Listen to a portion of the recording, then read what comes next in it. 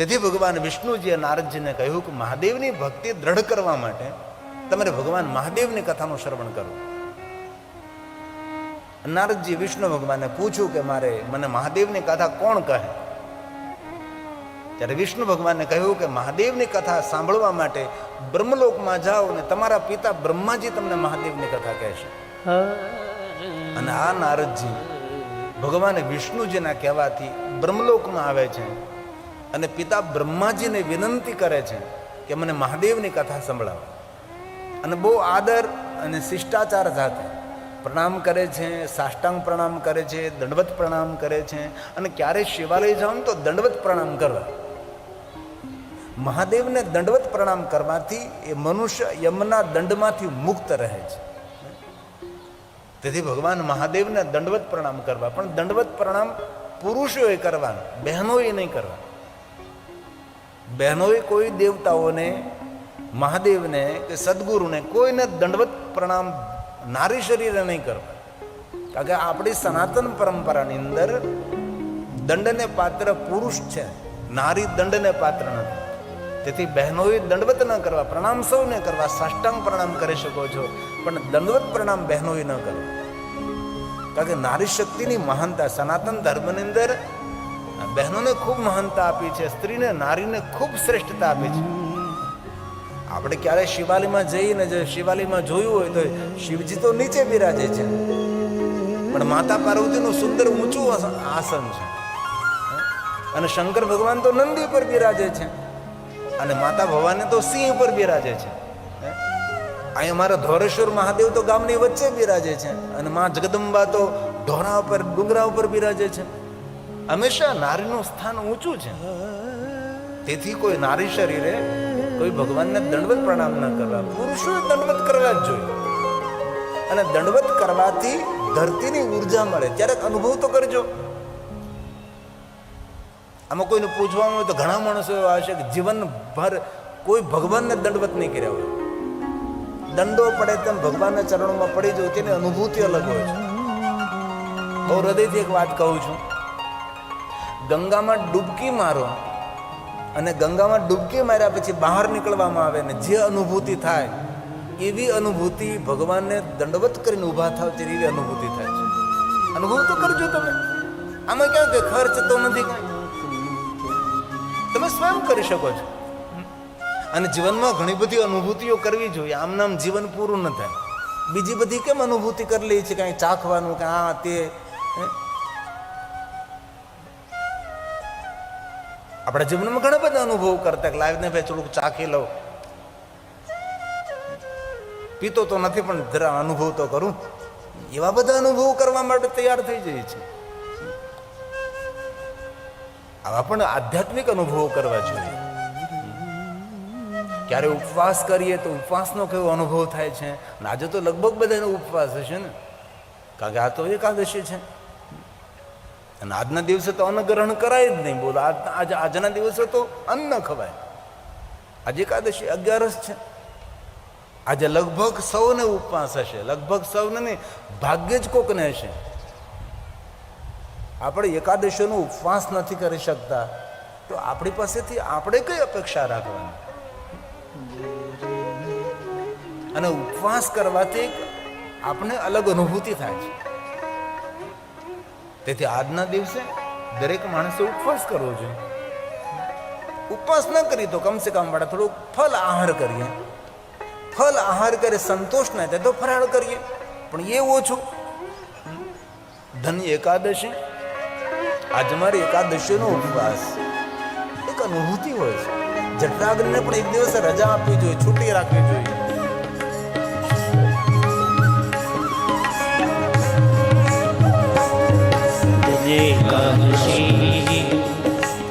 एकादशी करिए तो वैकुंठ पाविए.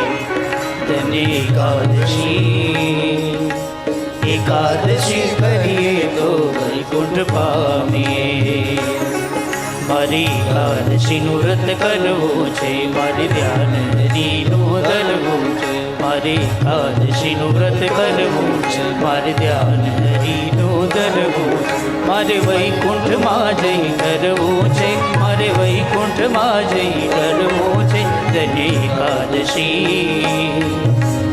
એકાદશી કરીએ તો ઘર સુખ પામે.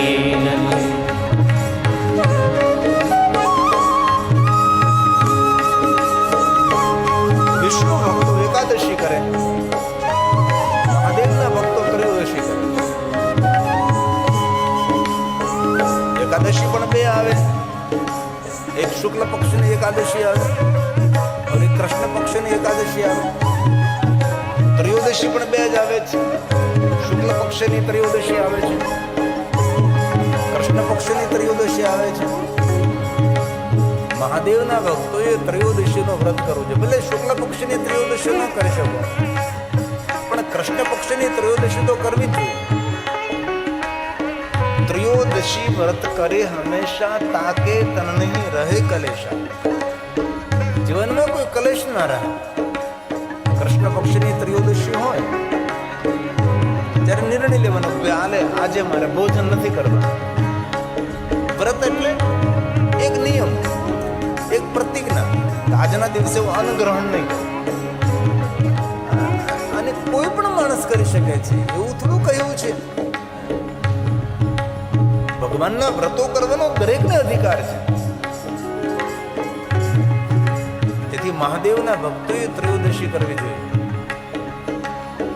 ત્રયોદશીના દિવસે ઉપવાસ કરવો, નિરાહાર રહેવું, જીતેન્દ્રિય રહેવું અને ત્રયોદશીના દિવસે મૌન રહેવાનો ખૂબ મહિમા છે. ત્રયોદશી વ્રત એ મહાશિવરાત્રિએ પૂર્ણ થાય છે. 12 મહિનાની ત્રયોદશી કરવી. અને ત્રયોદશીના દિવસે ભલે સવારે આપણી પાસે સમય ન હોય, બપોરે આપણી પાસે સમય ન હોય, તો ત્રયોદશીના દિવસે સંધ્યા સમયે શિવનું દર્શન કરવાનો મહિમા છે. અને ત્રયોદશીના દિવસે સંધ્યા સમયે જો યોગ્ય હોય તો દીપમાલા પ્રજ્વલિત કરવી. આપણે તો શ્રાવણ મહિનો આવે ત્યારે સોમવારે દીપમાળા કરીએ. એવું શા માટે ભાઈ? જેવી રીતે પવિત્ર શ્રાવણ માસની અંદર સોમવારે દીપમાળા તમે કરો છો, એવી રીતે મહિનાની કૃષ્ણ પક્ષની ત્રયોદશીના દિવસે પણ શિવાલયોમાં દીપમાળા થવી જોઈએ. ભગવાન શિવજીના શિવાલયમાં દીપમાલા આપણા જ્ઞાનને પ્રજ્વલિત કરે છે, આપણા જ્ઞાનને જાગૃત કરે છે. ક્યારેક તો દીપમાળા કરી 108 દીવા પ્રગટ કરીએ. પણ સોમવાર હોય ત્યારે પણ માણસોને ગોતવા નીકળવા પડે છે કે આજે કોના તરફથી આપણે દીપમાળા કરશું. ત્યારે ગામમાં કોઈ એકાદ બે માણસો એવા હોય કે એમ કહે, પૂજારી બાપા અમારા તરફથી દીપમાળા કરજો તમે. પછી રૂ આપે, એ દિવેલ આપે અને પૂજારી આખો દિવસ મહેનત કરે, બત્તી બનાવીને વ્યવસ્થા કરે, સાંજે પછી આરતીના સમયે દીપમાળા પ્રજ્વલિત કરે. આ દીપમાળા કરવાનો પણ મહિમા છે. એકાદશીનું વ્રત કરવું જોઈએ, ત્રયોદશીનું વ્રત કરવું જોઈએ.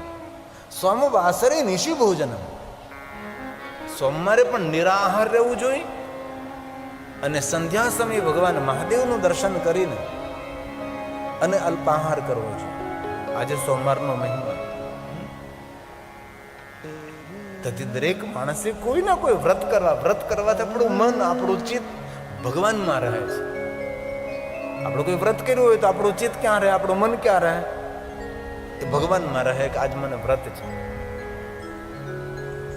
આખો દિવસ આપણા મનના તરંગો ભગવાન સાથે જોડાયેલા, એટલા માટે વ્રતનો મહિમા છે.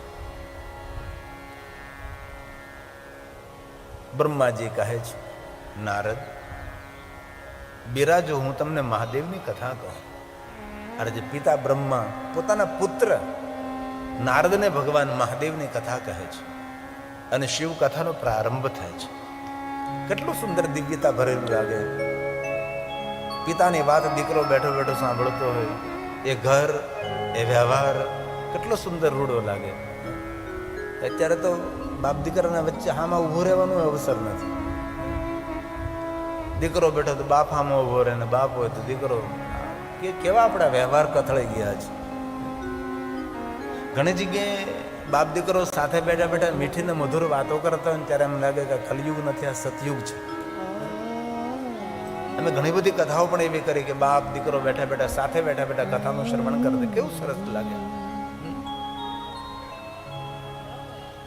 અને દરેક યુવાને યાદ રાખવાનું છે, આપણા માટે કોઈ પ્રગટ મહાદેવજીનું સ્વરૂપ હોય તો પિતા જ હોઈ શકે છે. પિતાથી મોટા ભગવાન કોણ? માએ તો કાખમાં ઉપાડ્યા છે અને પિતાજી તો કંધા ઉપર ઉપાડ્યા છે. પિતાજી કાખમાં ના બેસાડે, પિતાજી પોતાના કંભા ઉપર બેસાડે. આપણે એનું માથું પકડીને બેઠા છે. આમાં ઘણા અવસર મળ્યો છે કે મેળા મંડપ જોવા ગયા હોય, કોઈ જગ્યાએ ચાલતા ચાલતા જવાનો હોય તો પિતા છે એ પોતાના ખંભા પર પોતાના દીકરાને બેસાડે છે અને બાપ શું કહે, બેટા મારું માથું પકડી રાખજે. અને બે હાથથી આપણે બાપાની પાઘડી અથવા બાપના વાળ પકડી રાખે. આવો આપણે નાનપણમાં સૌનો અનુભવ થયો છે. એ પિતા છે. તેથી બહુ હૃદયથી કહું છું, આપણા વ્યવહારથી, આપણા વર્તનથી અને આપણા જીવનથી જો આપણો પિતા પ્રસન્ન હોય તો સમજી લેવું કે જીવનમાં આપણે સફળ છીએ. અને ધન સંપત્તિ, વૈભવ હોય, પદ પદવી હોય, પણ આપણા વ્યવહારથી આપણા પિતા જો પ્રસન્ન ન હોય, આપણા પિતા રાજી ન હોય તો સમજી લેવું ધન સંપત્તિ પદ પદવી હોવા છતાં આપણે જીવનમાં સફળ નથી. સફળ પુરુષ કોને સમજવું? જમીન જાગીર પદ પદવી ધન સંપત્તિ નહીં. સંસ્કાર સંપન્ન એનો વ્યવહાર એ જીવનની મોટી સફળતા છે. માના ગુણ તો સૌ ગાય છે કે માના ઋણમાંથી કોઈ મુક્ત ન થઈ શકે. તો માના ઋણમાંથી મુક્ત ન થઈ શકે તો પિતાના ઋણમાંથી મુક્ત થઈ શકાય, બાપના ઋણમાંથી મુક્ત થઈ શકાય. માએ રોટલો ઘડીને ખવડાવ્યો પણ બાપ કમાઈને લાવ્યો ત્યારે માએ ઘડ્યો ને. તેથી આપણા આખા પરિવારનું ભરણ પોષણ કરનારા આપણો પિતા છે. આપણા આખા કુટુંબનો તારણહાર પિતા છે. પિતા પ્રત્યેનું ભાવ ગીત છે. પિતા પ્રત્યેનો ભાવ વ્યક્ત કરવાનું એક સુંદર ગીત છે. બહુ સુંદર શબ્દોથી કંડારેલું છે. ગુજરાતીમાં છે કે પિતાનું કેટલું યોગદાન છે આપણા જીવનમાં, તેનું સુંદર શબ્દ ચિત્ર કોઈ કવિએ પ્રસ્તુત કર્યું છે. સુંદર છે. કુટુંબના તારણહારે એવા પૂજ્ય પિતાને કુટુંબનું ભરણ પોષણ કરે છે. કેટલા લાડ લડાવ્યા છે.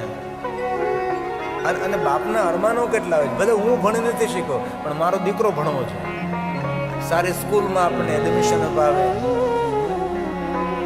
પિતા પોતે સાદો મોબાઈલ વાપરે, સારો સ્માર્ટ મોબાઈલ પોતાના દીકરા દીકરીઓને આપે કે મારો દીકરો ભણે, મારી દીકરી ભણે. અને ગામડામાં રહેતા માણસોને મારી ખૂબ પ્રાર્થના છે, દીકરા દીકરીને ભણાવવા જોઈએ.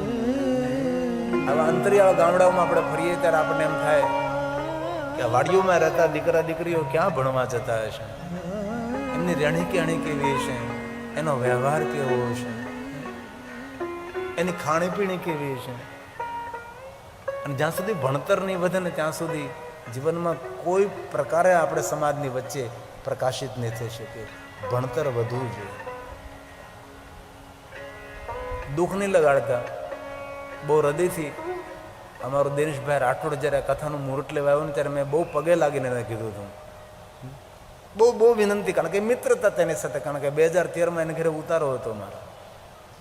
અને ત્યારનો અમારી સાથે દિનેશભાઈ રહે ને આવતા જતા કથાની અંદર નિરંતર હળતા મળતા રહેલા. અધિકારપૂર્વક મેં કહ્યું હતું કે દિનેશભાઈ બહુ વિનંતી તમને કરું છું, એટલો મોટો તમે ખર્ચ કથામાં નહીં કરો, થોડા પૈસામાં કથા કરો અને તમારા ગામમાં કોઈ વિદ્યાલય બનાવો જેથી કરીને અમારા છોકરાઓને ભણવા મળે. આવું મેં બહુ કહ્યું હતું એને. બહુ વિનંતી, તમે પૂછી જોજો. એમની સાથે એમના ભાઈઓ પણ હતા, મેં વિનંતી કરી હતી મેં આવું નહીં કરો.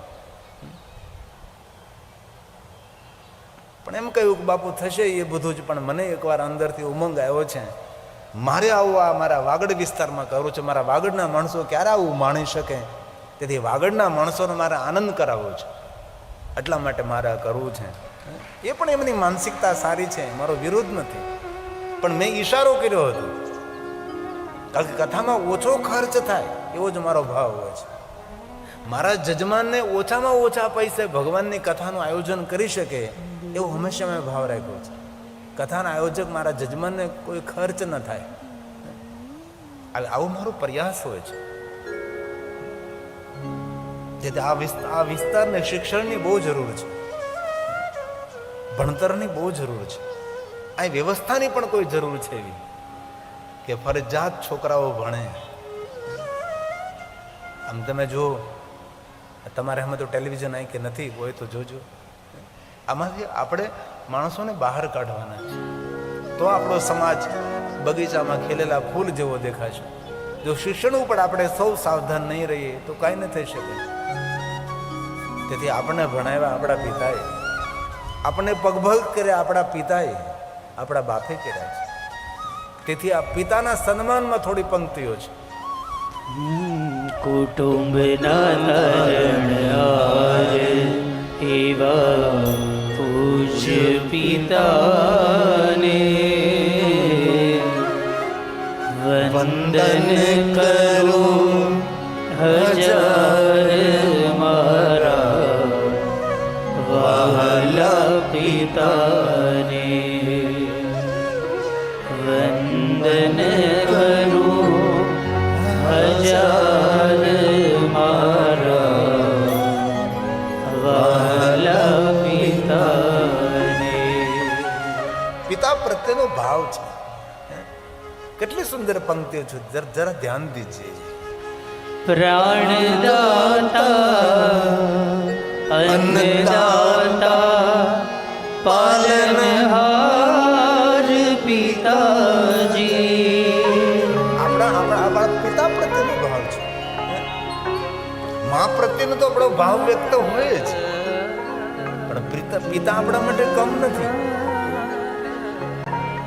આપણે માનું વધારે મહાત્મ્ય જરૂર. માએ આપણને જન્મ આપ્યો છે, માતાનું દૂધ પીધું છે, પણ પિતાની છત્રછાયા, પિતા આપણું કવચ છે, પિતા આપણી ઢાલ છે, પિતા આપણો રક્ષક છે.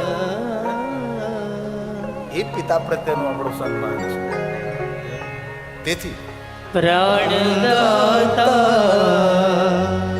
અન્નદાતા પાલનહાર પિતાજી. પ્રાણદાતા અન્નદાતા પાલનહાર પિતાજી. મારા રોમે રોમે ઋણ છે તારું પિતાજી. પેલા શબ્દો પર ધ્યાન દીજીએ. પિતાના માટે છે. મારા રોમે રોમે ઋણ છે તારું પિતાજી. મારું નામ થયું ઉજળું તાત તારા નામથી. મારું નામ થયું, મારું નામ થયું ઉજળું તાત તારા નામથી.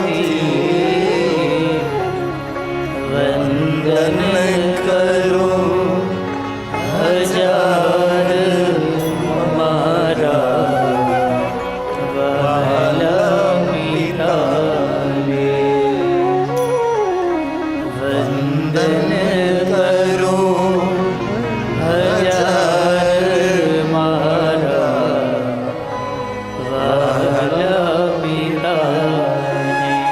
તેથી મારા યુવાન ભાઈઓને, બહેનોને, સૌને મારી પ્રાર્થના છે, આપણું જીવન, આપણું વર્તન, આપણો વ્યવહાર આપણા પિતાના રાજીપા માટે હોવો જોઈએ.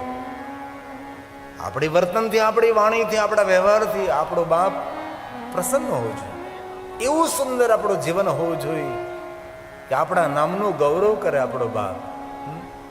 ગૌરવંતું આપણે તો આપણા જીવનને ગૌરવ અપાવીએ, પણ આપણું નામ લઈને આપણો જે બાપ હોય પોરોહ કરે, એ મારો દીકરો છે. આજે ગમે એ રીતે દિનેશભાઈ એટલું ભવ્ય દિવ્ય આયોજન કર્યું, પણ ગેલા બાપાને ગૌરવ તો થતું જ હોય છે કે વાગડમાં જે કોઈ અત્યાર સુધીમાં કરી ન શીખવું એ મારા દીકરાએ કરી બતાવ્યું છે. એ ગેલા બાપાને ગૌરવ તો થાય જ છે. એ ખખોડી મોખોડી, એ ભાભા, એ દાદા, મેં તો જોયા કે દિનેશભાઈ કે અમારા પિતાજી છે. અંદરથી તેને કેટલો પર્વ થતો, આનંદ થતો હોય છે. અને કોઈ પણ બાપ હંમેશા દીકરાની પ્રગતિથી રહે. અને બાપ છે ને દુનિયામાં કોઈથી હારવા તૈયાર ન થાય, પણ પોતાના દીકરાને હારવા માટે તૈયાર છે કે મારા કરતા મારો દીકરો સવાયો હોવો જોઈએ. આ એક પિતાનો સ્વભાવ છે.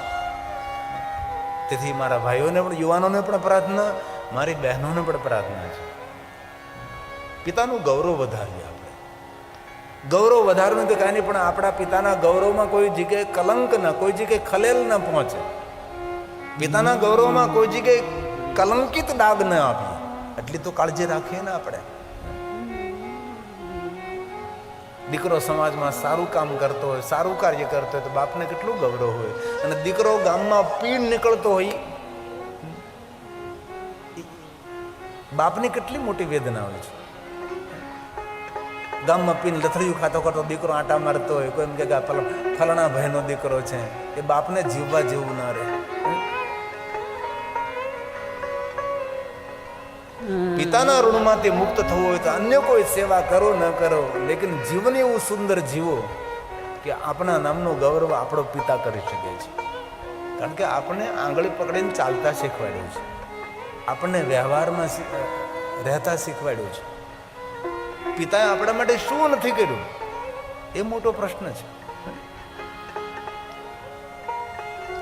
તેથી નાનપણને યાદ કરો, બાપની આંગળી પકડી અને પિતાની સાથે દોડતા હતા. મારી આંગળી ઝાલીને મને માર્ગ બતાવ્યો. એ પિતાજી મને યાદ છે.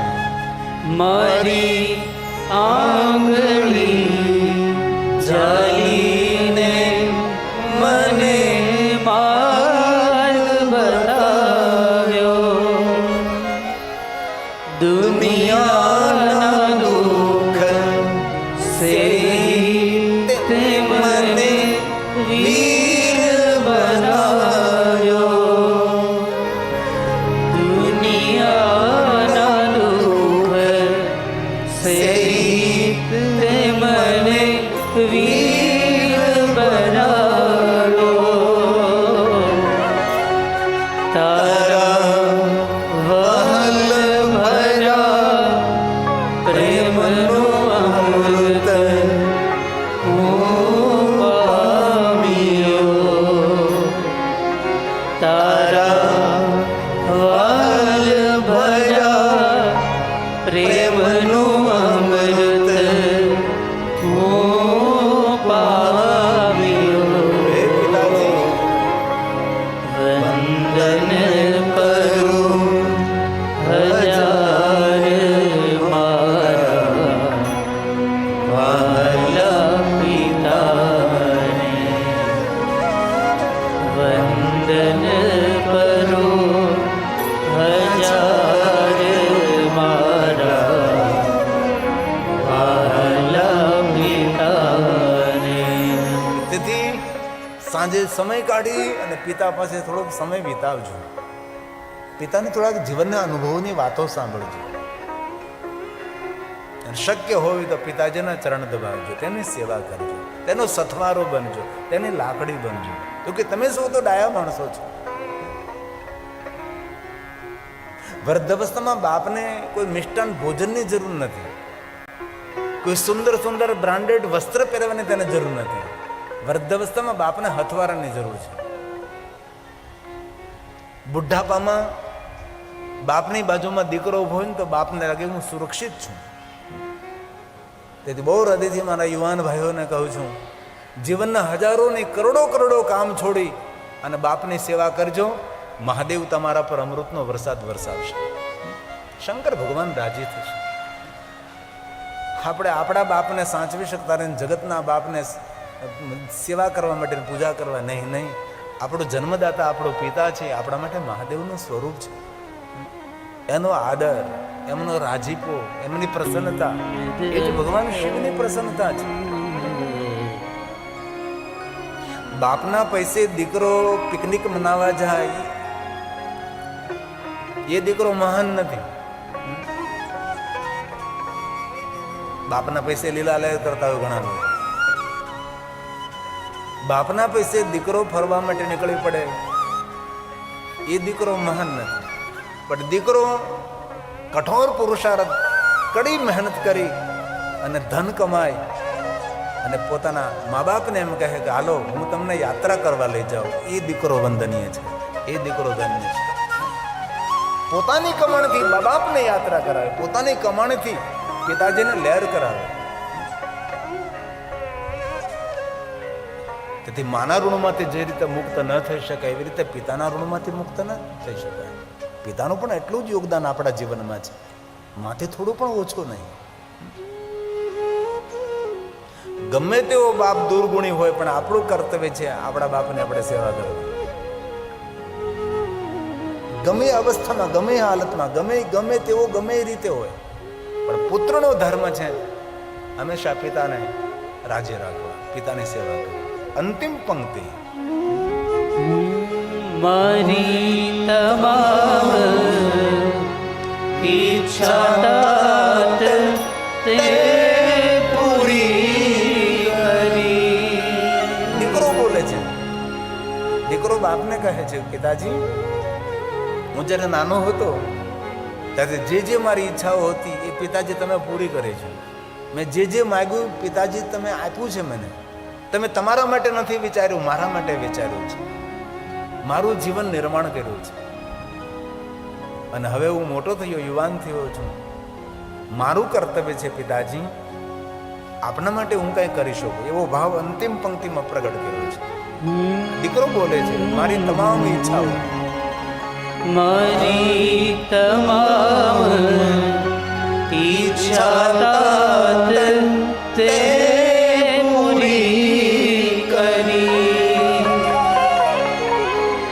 તારા અધૂરા કાર્યો હવે પૂરા કરીશ.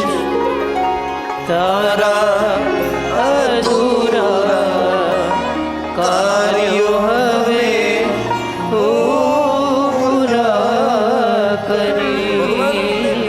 બધાને આવો દીકરો આપે. બાપને એમ કહે પિતાજી તમારા જે અધૂરા કામો છે હું પૂરા કરીશ, તમારી જે અપેક્ષાઓ જે બાકી રહી ગઈ છે હું પૂરી કરીશ. કેટલી સુંદર પંક્તિ છે. દીકરો જ્યારે બાપને આવી રીતે કહેતો હોય બાપ કેટલો રાજી થાય. કેટલી સુંદર પંક્તિ, તારા અધૂરા કામ હવે હું પૂરા કરીશ. દીકરો કહે છે તારા અધૂરા કાર્યો હવે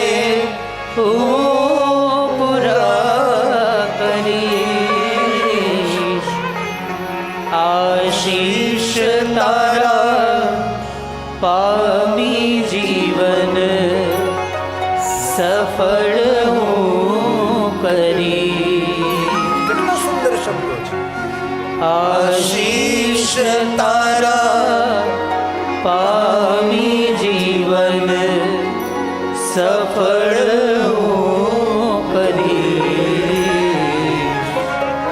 વંદન હજાર મારા વહાલા પિતાને. વંદન કરું હજાર મારા વહાલા પિતાને. કુટુંબના તારણહાર એવા પૂજ્ય પિતાને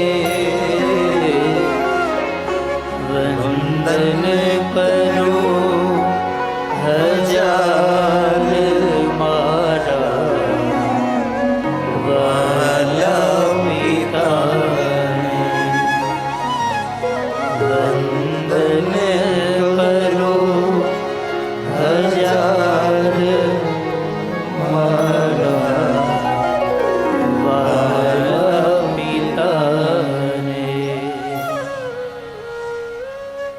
જેના ઘરમાં જેનો બાપ જીવિત હોય છે એના તો મોટું ભાગ્ય કયું હોઈ શકે છે ભાઈ? બાકી એકવાર બાપની આંખો બંધ થઈ જાય, હિમાલય પહાડ ખોળી નાખો તમે, એ પિતા ફરી મળવાનો નથી. એ પિતાનો અવાજ પણ સાંભળવા નહીં મળે. અને મર્યા પછી તમે પિતા જતો રહે પછી તર્પણ કરો, ગયા તીર્થ જાઓ ને પછી કહીએ કે પૂજા અર્ચન કરો, પિતૃ તર્પણ કરો, ભગવત કથાના આયોજનો કરો, શિવ કથાના આયોજન. નહીં. જીવિત પિતાની પ્રસન્નતા એ પિતાનું મોટામાં મોટું તર્પણ છે. આપણા વ્યવહારથી, આપણી વાણીથી, આપણા વર્તન નર્તનથી આપણા પિતાની પ્રસન્નતા એ શ્રેષ્ઠ પિતૃ તર્પણ છે. તેથી આપણા ઘરમાં જો આપનો જીવિત પિતા હોય તો આપના જેવું કોઈ ભાગ્યશાળી વ્યક્તિ નથી. પિતા આપણી છત્ર છાયા છે. પિતાની સકારાત્મક ઉર્જા આપણા જીવનમાં મોટી સફળતા દેતી હોય છે. આ ઉર્જા બહુ કામ કરે છે. દૂર દૂર તેના દીકરો હોય પણ પોતાની સકારાત્મક ઉર્જા એ દીકરાને ખૂબ વેગ આપતી હોય છે. માતાની સકારાત્મક ઉર્જા પોતાના દીકરાને જીવન આપતી હોય છે. હવે એટલું જ આપણે વૈજ્ઞાનિક ઢબથી સમજી શકીએ છીએ. સ્પેસમાં રહેતો સ્કાયલેબ રોકેટ, જે આકાશની અંદર યંત્રો ફરે છે, ધરતી પર બેઠા બેઠા વૈજ્ઞાનિકો રિમોટ કંટ્રોલથી તેને ઠીક કરી શકતા હોય.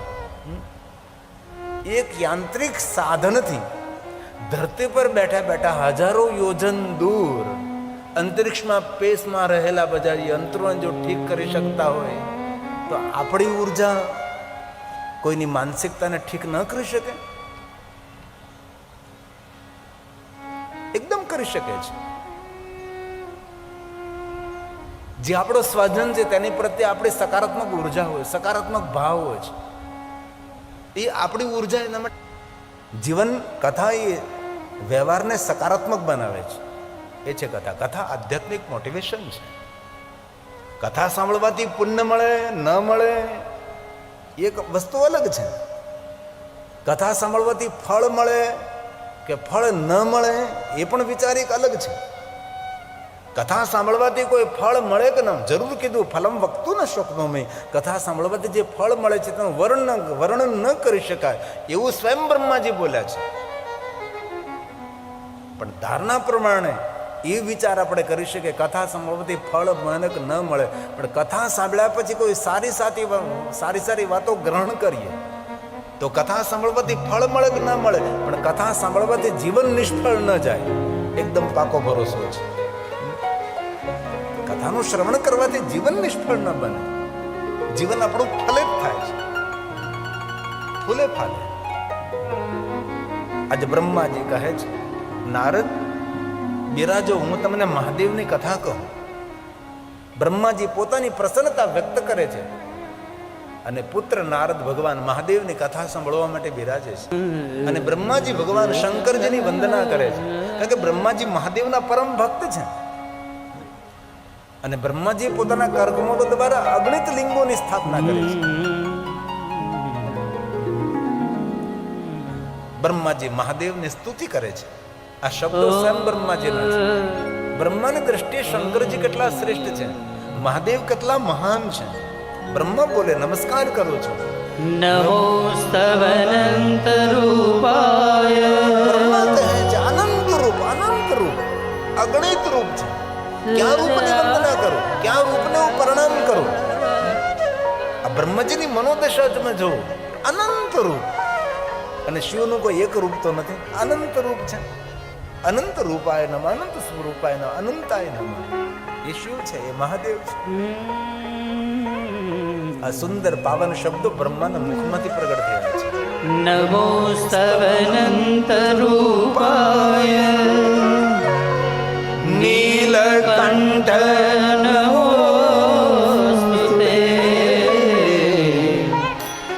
અવિઘ્નાત સ્વરૂપાય કૈવલ્યાય મૃતાય ચ કૈવલ્યાય મૃતાય ચ. બ્રહ્માજીએ કેટલી સુંદર જોડણી બનાવે છે. નીલકંઠ રૂપ મને બહુ વાલો છે. અને ભગવાન શિવને આપણે નીલકંઠ શા માટે કહી એ તો આપણને ખબર છે કે ભગવાન મહાદેવે કાળકૂટ નામનું વિષ પીધું, ઝેર પીધું અને ભગવાન શિવજી ગળામાં રાખ્યું. સકલમાશ કંઠે, તેનો કંઠ નીલવર્ણ થયો એટલે આ નીલકંઠ આપણે મહાદેવને કહીએ છીએ.